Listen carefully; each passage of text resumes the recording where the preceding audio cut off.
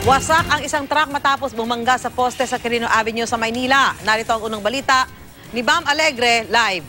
Bam?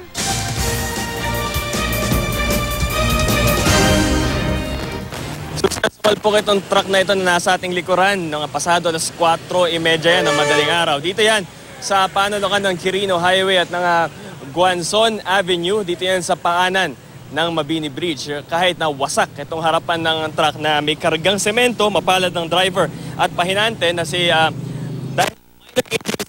ang kanilang natamo.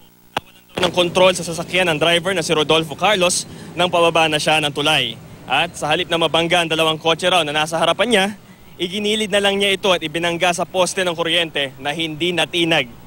May nasira lang na isang street sign. Inimbestigahan na ng Manila Police District ang aksidente at posibleng humarap sa kasong reckless imprudence resulting in damage to property ang driver.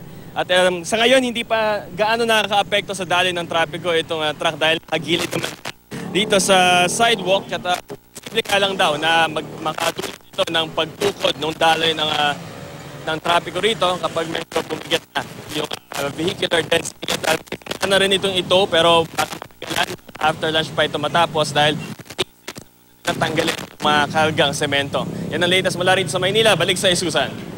Maraming salamat, Bam Alegre.